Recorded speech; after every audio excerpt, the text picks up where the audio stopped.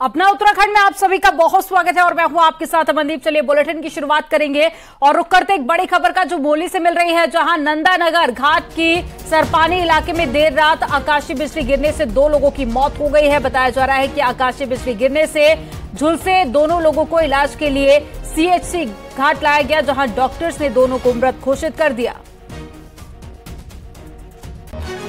एक बड़ी खबर आपको बता रहे हैं, आकाशीय बिजली गिरने से 2 लोगों की मौत हो गई है। आकाशीय बिजली गिरने से दोनों लोग झुलस गए थे, अस्पताल पहुंचाया गया लेकिन डॉक्टर्स ने मृत घोषित कर दिया।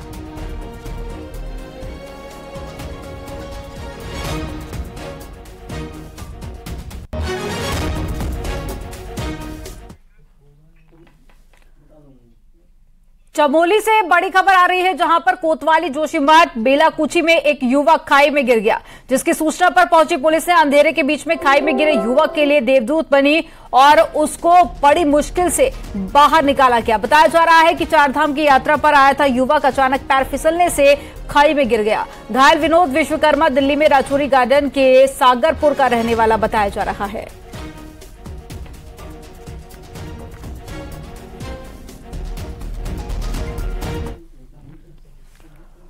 उत्तरकाशी से बड़ी खबर मिल रही है, जहां पर भटवाड़ी से आगे देर रात पहाड़ी से बोल्डर आने से गंगोत्री हाईवे बंद हो गया, जिसकी वजह से हाईवे पर रात से ही यात्री फंसे रहे। वहीं सूचना के बाद में बीआरओ ने कड़ी मशक्कत के बाद में हाईवे को दोबारा से खोला।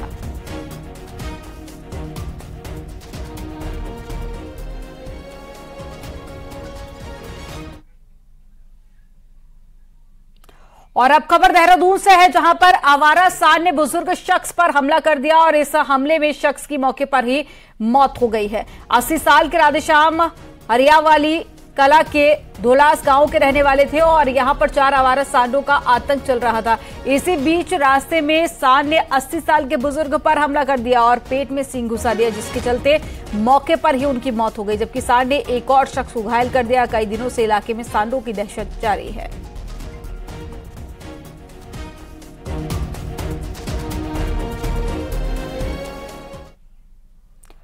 देवप्रयाग के कीर्तिनगर ब्लॉक में एक नाबालिग युवती के प्रेग्नेंट होने का मामला सामने आने के बाद में गुस्साए ग्रामीणों ने आरोपी को जमकर पिटाई की और मुंह में कालिक पोत डाली। मामला शुक्रवार का है, जब युवती के परिजनों ने आरोपी की शिकायत राज्य से पुलिस से की थी और आरोपी को पॉस्को एक्ट में गिरफ्तार कर लिया।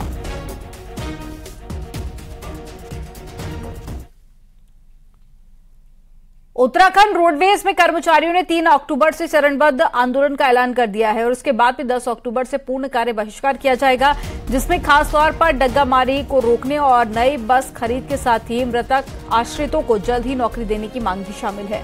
कर्मचारी कई बार शासन को अल्टीमेटम दे चुके हैं और नई बस मिलनी चाहिए। रिटायर हो चुके बसें कभी भी हादसे का शिकार हो सकती है, लेकिन खटारा बसों में ही सवारियां ढोने को मजबूर हैं। वहीं अधिकारियों का कहना है कि कोई डग्गामारी नहीं हो रही है और कर्मचारियों की शिकायत पहले भी आई है, इसकी जांच की जा रही है। इस साल अब तक रोडवेज कर्मचारी 4 बार आंदोलन का ऐलान कर चुके हैं। 10 अक्टूबर की मध्य रात्रि से सुबह 11:30 बजे हमारा सचिवालय घिराव का कार्यक्रम है और 10 तारीख की मध्य रात्रि से हमारा कार्य बहिष्कार पूर्ण रूप से पूरे उत्तराखंड में ना वो जाम ही हो जाएगा जब कार्य बहिष्कार पर रहेंगे सब। डग्गामारी जैसा कहा जा रहा है कि हो रही, ऐसा नहीं है। बिना परमिट की गाड़ियां कभी चलती होंगी, इक्की दुक्की चल गई होंगी, उन पे बहुत भारी एक्शन लिया था डिपार्टमेंट ने पिछले वर्ष। पिछले 2 साल लगातार कोविड के बाद पूरा दौर चला और इस तरह का कोई इस तरह सिस्टम नहीं चलने दिया गया कि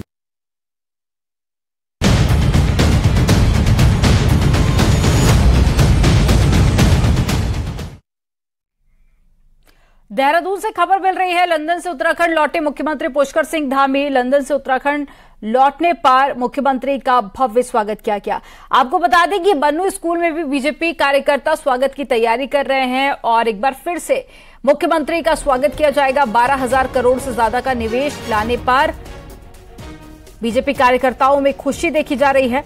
आपको बता दें कि उत्तराखंड में विकास की गति और ज्यादा तेजी से होगी, क्योंकि 12,000 करोड़ का निवेश लेकर मुख्यमंत्री लंदन से वापस लौटे हैं और ऐसे में न सिर्फ उत्तराखंड वासी काफी ज्यादा खुश नजर आ रहे हैं, इससे पहले भी बीजेपी कार्यकर्ताओं द्वारा स्वागत किया गया था और एक बार फिर से तैयारी की जा रही है ताकि सीएम का भव्य स्वागत किया जा सके।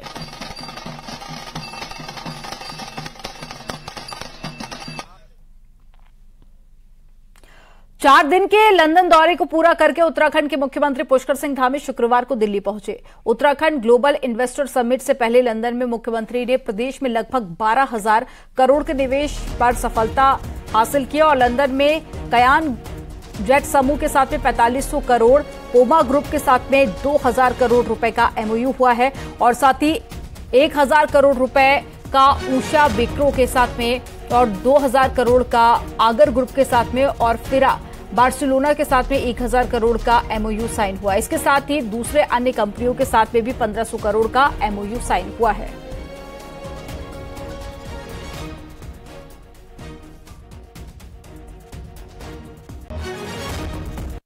ब्रिटेन के पर्यटन मंत्री के साथ जो वार्ता हुई, उस वार्ता में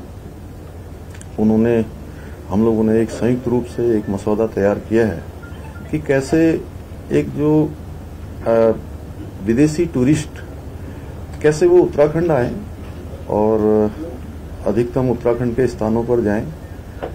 उन सभी पर हमारी सार्थक चर्चा हुई। लगभग 12,500 करोड़ के अभी निवेश पर करार हुआ है और आगे के लिए बहुत सारे लोगों ने कहा है और हमको कुछ प्रस्ताव दिए भी हैं, क्योंकि बहुत सारे प्रस्तावों पर चूंकि एकदम से हमको प्रस्ताव मिले हैं और सभी पर हम तुरंत उस पर निर्णय नहीं कर सकते थे, क्योंकि कुछ आकलन भी करना होता है। तो उनके आकलन करने के बाद और हमें पूरी उम्मीद है कि जो हमारी 8 और 9 दिसंबर को ग्लोबल इन्वेस्टर समिट का समारोह होगा, तब तक एक बड़ी मात्रा में हमको लोगों के निवेश प्राप्त हो जाएंगे और हमारी ग्राउंडिंग भी हो जाएगी। 2 महीने बाद देहरादून में होने जा रहे ग्लोबल इन्वेस्टर समिट की जोर शोर से तैयारियां चल रही हैं। राज्य के बाहर इन्वेस्टर से बातचीत हो रही है तो राज्य के भीतर निवेशकों के लिए माहौल तैयार किया जा रहा है। सीएम पुष्कर सिंह धामी के 4 दिन के लंदन दौरे में हुए 12,500 करोड़ के करार से सरकार खासी उत्साहित है। एक रिपोर्ट आपको दिखाते हैं।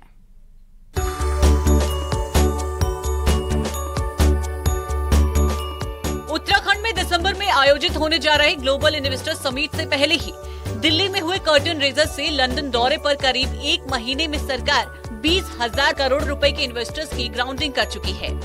खास बात यह है कि निवेश का ये करार सरकार ने राज्य की जरूरतों के मुताबिक किया है, जिसे पर्यटन, रोजगार और राज्य की आर्थिकी के लिहाज से एक माइलस्टोन माना जा रहा है।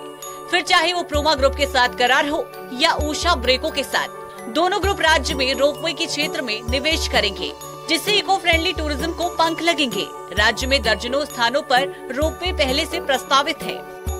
कयान जेट ग्रुप के साथ औली, दयारा बुग्याल और मुंसियारी जैसे क्षेत्रों में स्किंगिंग रिजॉर्ट प्रोजेक्ट्स विकसित करने पर करार हुआ है, जिससे इन जगहों पर पर्यटन गतिविधियां बढ़ जाएंगी। आगर ग्रुप लिथियम बैटरी की फैक्ट्री लगाएगा, जो कि भविष्य की जरूरत है। इससे रोजगार के साथ रेवेन्यू भी मिलेगा।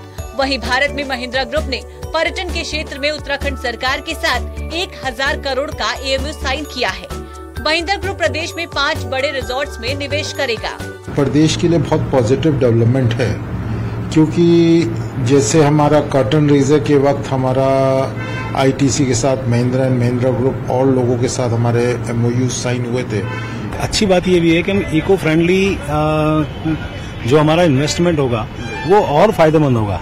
जैसे पोमा कंपनी से हमारा रोपवे बनाने का करार हुआ है और इसी प्रकार दूसरी कंपनियों से करार हुआ है, जो बिल्कुल हमारे यहाँ के पर्यावरण को देखते हुए वो सब यहाँ पे इन्वेस्टमेंट करने वाले हैं। 1 महीना और 20,000 करोड़ के निवेश का करार, इसके लिए लंबे समय से जमीन तैयार की जा रही थी। सरकार ने हाल के दिनों में जहां अपनी 27 पॉलिसी में सुधार किया, वहीं 3 नई पॉलिसी भी सरकार लेकर आई है। अब दिल्ली समेत पूरे देश में 7 रोड शो होने हैं, जबकि खुद सीएम दुबई और अबू धाबी का दौरा करेंगे। देहरादून से न्यूज़ 18 के लिए सुनील नवप्रभात की रिपोर्ट।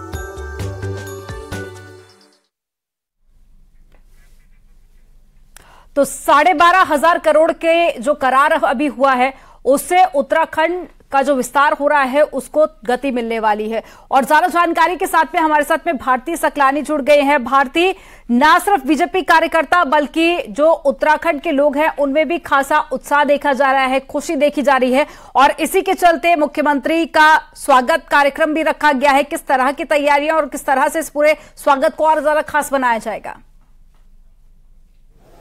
जबरदस्त उत्साह देखने को मिल रहा है। बन्नू स्कूल में मैं इस वक्त मौजूद हूं। बीजेपी के कार्यकर्ता यहां पर मौजूद है, प्रदेश अध्यक्ष खुद इस वक्त मौजूद है, उनसे बात करेंगे। सर, बड़ी उपलब्धि से लेकर आप लोग चल रहे हैं, सीएम साहब आ रहे हैं, स्वागत की पूरी तैयारी? बिल्कुल पूरी तैयारी है और बहुत बड़ी उपलब्धि है। खासतौर उत्तराखंड का जो मूल पक्ष है युवाओं का, रोजगार से जुड़ा हुआ है और जब यहाँ की भौगोलिक परिस्थितियों को ध्यान में रखते हुए और देश विदेश के इन्वेस्टर अगर यहाँ पर आएंगे तो निश्चित रोजगार का एक द्वार खुलेगा। और मैं मुख्यमंत्री पुष्कर धामी जी का हृदय से आभार व्यक्त करता हूँ कि यहाँ के युवाओं के बारे में प्रत्येक में चिंता करने का जो काम किया है, चाहे नकल अध्यादेश हो, आज रोजगार के सृजन की दृष्टिकोण से जो उनकी पहल है वो स्वागत योग्य है। और यही नहीं, पूरे प्रदेश के अंदर युवाओं में उत्साह का माहौल है। विपक्ष तो कह रहा है कि त्रिवेंद्र सिंह रावत सरकार के समय पे जो निवेश हुए थे उनका क्या कुछ हुआ? हरीश रावत के कार्यकाल में तो कभी कल्पना भी नहीं की गई होगी और निश्चित जब इन्वेस्टरों को बुलाया जाता है तो उनका उद्योग जरूर लगता है, उसमें रोजगार जरूर मिलता है। और पुष्कर धामी जी जिन कंपनियों से एमओयू करके आए हैं उनका अपना एक स्थान है और मैं कह सकता हूं कि इसका बहुत एक सार्थक लाभ हमारे राज्य को प्राप्त होगा। किस तरीके के कार्यक्रम रहने वाले हैं, क्योंकि बीजेपी के तमाम मोर्चों के अध्यक्ष भी यहाँ पर आए हुए हैं, विधायक भी यहाँ पर आए, कैबिनेट मंत्री? आज प्रत्येक जनपद से हमारे युवा मोर्चा के जो कार्यकर्ता हैं मुख्यमंत्री का आभार व्यक्त करने के लिए सड़कों पर हैं और मुख्यमंत्री आभार करके उनके कार्यक्रम रहेंगे। इसके साथ साथ देहरादून के अंदर आप देख रहे हैं अधिक से बड़ी संख्या में यूथ यहाँ पर उपस्थित हुआ है और ये एक माहौल इस राज्य के अंदर रोजगार की दृष्टिकोण से बहुत व्यापक माहौल बनने वाला है। शुक्रिया हमसे बातचीत करने के लिए। प्रदेश अध्यक्ष को आप सुन रहे थे जिन्होंने बताया कि एक माहौल जो है वो यहाँ पर बन रहा है। निवेश जो लेकर आए हैं, जो एमओयू यहाँ पर साइन हुए हैं विदेशों में, उसको एक बड़ी उपलब्धि लेकर चल रही है बीजेपी और आज इसी कड़ी में स्वागत समारोह। आप देखिए, हम चाहेंगे कि एक बार हमारे दर्शक भी देख लें कि किस तरीके से बन्नू स्कूल में यहाँ तमाम कार्यकर्ता पहुंचे हुए हैं, कैबिनेट मंत्री यहाँ पर मौजूद हैं, इसके अलावा कई विधायक यहाँ पर मौजूद हैं जो कि इसे एक बड़ी उपलब्धि के तौर पर देख रहे हैं। जी बिल्कुल, बड़ी संख्या में कार्यकर्ता नजर आ रहे हैं तस्वीरों में। और साथ ही भारतीय, अगर जरा संभव हो सके तो एक बार जरा तैयारियों की तस्वीरें आप दिखा दीजिए और मुख्यमंत्री पुष्कर सिंह धामी कितनी देर में यहां पर पहुंचेंगे और क्या उनका कोई संबोधन का कार्यक्रम भी है? और आपके आसपास में देख पा रही हूं कार्यकर्ता भी मौजूद है, लोग भी मौजूद है, जरा अगर उनसे बातचीत हो सके तो उनका भी रिएक्शन जानने की कोशिश कीजिए। देखिए, थोड़ी ही देर का इंतजार हो रहा है, बस मुख्यमंत्री पुष्कर सिंह धामी यहाँ पर पहुंच जाएंगे। और जैसा आपने पूछा कि कौन कौन यहाँ पर मौजूद है, ये आप देखिए तमाम कार्यकर्ता बीजेपी के यहाँ पर पहुंचे हुए हैं और एक इसे बड़ी उपलब्धि के तौर पर देख रहे हैं। कैबिनेट मंत्री प्रेमचंद अग्रवाल भी इस वक्त हमारे साथ मौजूद है। सर, एक बड़ी उपलब्धि और एक बड़ा जश्न मनाने जा रहे हैं आज आप लोग? देखिए, माननीय मुख्यमंत्री जी का हम सब लोग अभिनंदन कर रहे हैं, स्वागत कर रहे हैं। जिस प्रकार से उन्होंने लंदन के अंदर तमाम इन्वेस्टर्स से बात की और वहाँ हमें बहुत बड़ी सफलता मिली है।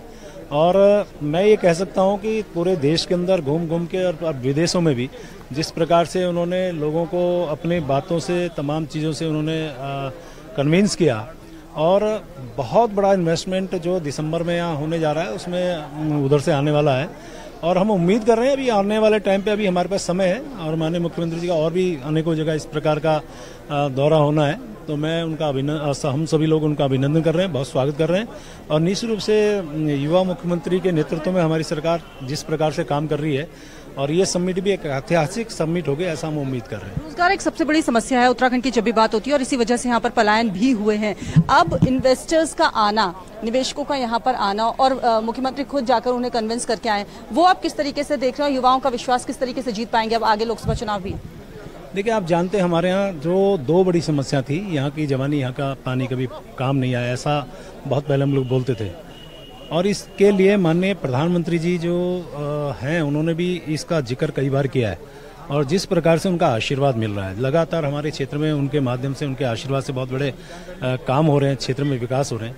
और इसी प्रकार से इन्वेस्टर समिट में जब ये इन्वेस्टमेंट होगा तो स्वाभाविक रूप से रोजगार बढ़ेगा और जो लोगों की एक भावना थी कि यहाँ पे बेरोजगारी खत्म हो, रोजगार मिले, उस और बढ़ता हुआ एक बहुत बड़ा कदम है। और साथ में विकास, अब आप देखिए विकास, यदि इन्वेस्टमेंट होगा स्वाभाविक है विकास होगा।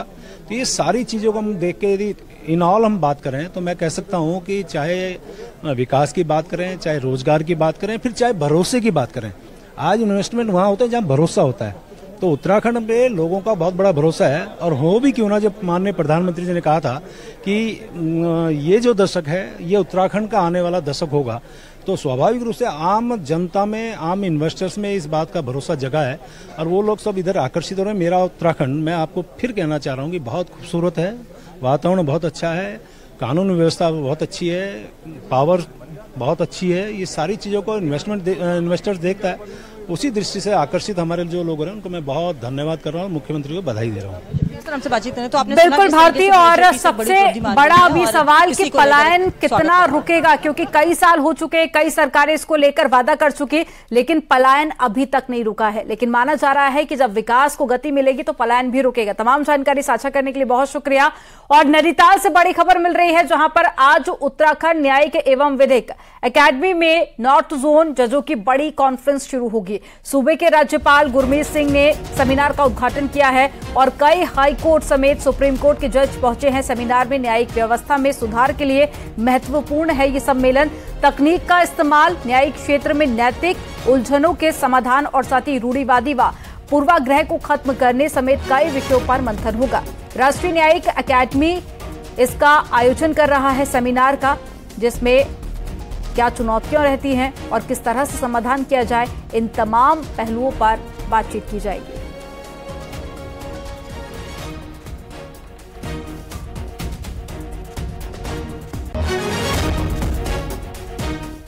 पूर्व मुख्यमंत्री हरीश रावत कल रुड़की के झबरेड़ा पहुंचे, जहां पर उन्होंने किसान सम्मान यात्रा की शुरुआत की। उन्होंने सरकार से मांग की है कि गन्ने का खरीद मूल्य 425 रुपए से ज्यादा होना चाहिए। साथ ही इकबालपुर शुगर मिल पर बकाया गन्ना भुगतान को जल्द देने की भी मांग की गई।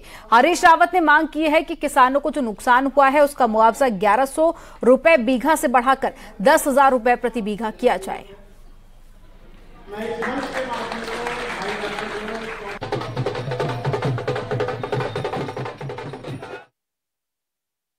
चाहिए और एक फसल चक्र में जो किसानों का के ऊपर बिजली पानी का बकाया और ब्याज, कर्ज का ब्याज है वो माफ होना। प्रधानमंत्री नरेंद्र मोदी 11 से 12 अक्टूबर के बीच में कुमाऊं दौरे पर आ सकते हैं। पुलिस ने प्रधानमंत्री मोदी के इस दौरे को लेकर तैयारियां शुरू कर दी हैं। पीएम पिथौरागढ़, बागेश्वर और साथ ही अल्मोड़ा के कई जगहों का दौरा कर सकते हैं। इस दौरान उनका आदि कैलाश नारायण आश्रम, मायावती आश्रम के साथ ही जागेश्वर मंदिर जाने का भी कार्यक्रम तय हो रहा है। ऐसे में पुलिस इस दौरे की तैयारियों में जुट गई है।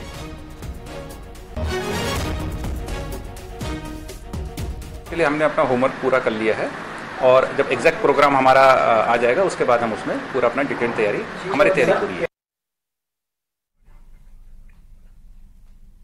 हरिद्वार पुलिस को बड़ी कामयाबी हाथ लगी है। सीआईयू और साथ ही रानीपुर कोतवाली पुलिस ने 272 ग्राम स्मैक के साथ एक युवक को गिरफ्तार कर लिया है। स्मैक की कीमत करीब 27 लाख रुपए बताई जा रही है। पकड़ा गया युवक सिडकुल की एक फैक्ट्री में काम करता है, जबकि उसका भाई नशे का नेटवर्क संभालता है। बताया जा रहा है कि नशे की ये खेप यूपी के बरेली से सप्लाई के लिए लाई गई थी और पकड़ा गया आरोपी बिजनौर जिले का रहने वाला है। पुलिस आरोपी के भाई की तलाश में जुट गई है।